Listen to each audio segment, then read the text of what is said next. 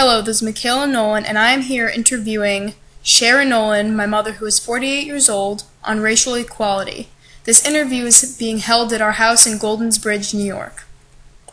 So Sharon, can you tell me a little bit about yourself? Well, I am a mom of 4 children, and I grew up in South Bend, Indiana. I've lived in various parts of the country, just between going to college, going off to college, and being moved around with employment, and now reside in New York with my 4 kids. As you moved around, how did the racial equality status in your area change? Well, growing up, I was raised in a neighborhood, a middle-class neighborhood that was predominantly Caucasian, and going to school down in the South in Atlanta, Georgia. There was definitely a more equal mix of minorities and Caucasian down there. And then moving to other various places like Florida and California, then also there was also a different mix also of minorities. You know, we had more people that were either Asian or Spanish. All right, and I assume that as you got older, times changed a lot. Did they? Oh yeah, definitely, absolutely, yes, yeah. From when I was very young, I think that there was, again, having grown up, I think during the 60s, 70s, and 80s, definitely saw a progression in equality during that time for rights for minorities. All right. And more of an intermixing, you know, as far as friends and things like that, not as much division between the classes. All right. The school you went to, what was it like? In my early elementary school years, again, in regard to equality, again, it was a middle class school, very small elementary school, predominantly Caucasian. In fact, we only had one minority girl, an African American girl, who attended the school there. All right, and how do you feel people of other races were treated? How was the interaction between different races? During during my elementary school years, because she was the only minority, I think there was more of a fascination with her. Everybody wanted to be her friend because she was so different. And then in my middle school years, the same thing, was primarily Caucasian. Going into high school, because the laws were changing at that time, they were trying to create more equality in the education. So basically, they were trying to create some equality through a law that was passed to equalize the opportunities for education, the equality with the minorities. And so I was basically bused to the inner city and had attended a predominantly minority school. It was for high school? For high school. All right. So when you were growing up, when you were in high school, was there any kind of discrimination or prejudice against certain races?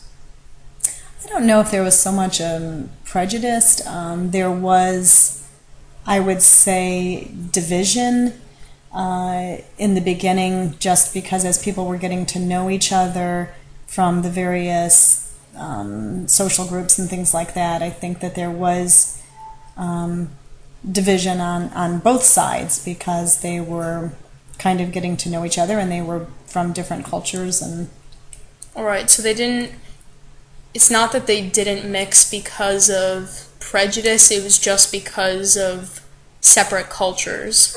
That's right, yes, that's what I saw. Mm-hmm. All right, so it was more because their cultures were different and they weren't very comfortable mixing with other cultures. Exactly. But it wasn't specifically because of a hatred or prejudice. Not from what I saw, no. Mm-mm. All right. Did you ever come across any conflicts that were caused because of racial inequality?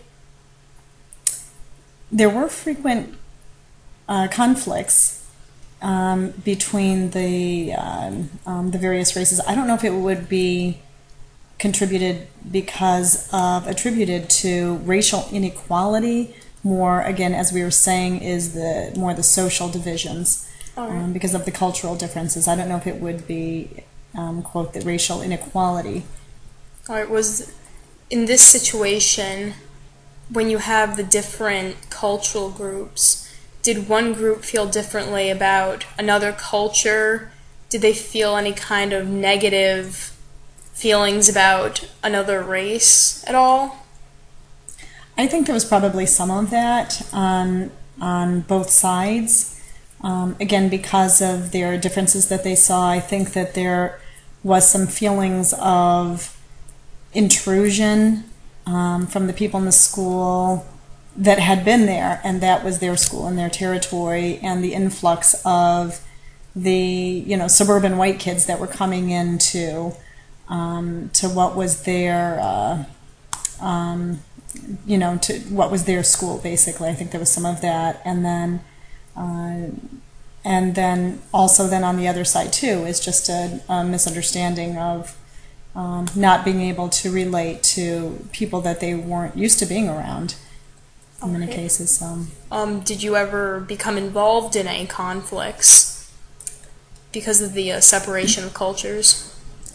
There were a couple of incidences, and it was,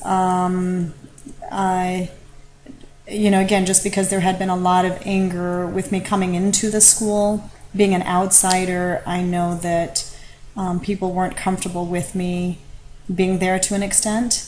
And so there was some acting out, definitely, and I definitely would see some conflicts between some of the groups while I was there. So. All right. And how did you handle these situations?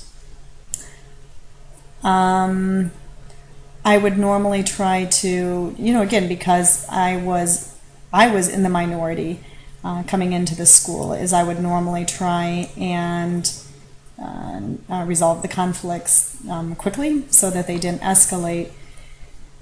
All right. Specifically, how did you handle them? Yeah. Like. I would try to avoid the conflicts. If something would start to arise, I would normally try to leave the space. If someone had tried to antagonize me or provoke or something like that, I would normally try to walk away. All right. Did you ever see an instance in which justice was brought to a situation through taking action against discrimination? Could you repeat that question? Sure.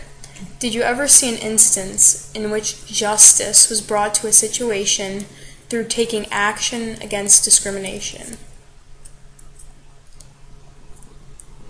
Did you ever see something that happened that helped take more steps towards racial equality? I would say not necessarily with the intervention of authority or anything like that. Even in students, children, anyone? Yes, yeah. I think people standing up for each other, created more equality. I think that as, the years went on, people started forming friendships and became more accepted within the cross groups within it. So I think, but I wouldn't say necessarily with the intervention of authority or somebody in charge.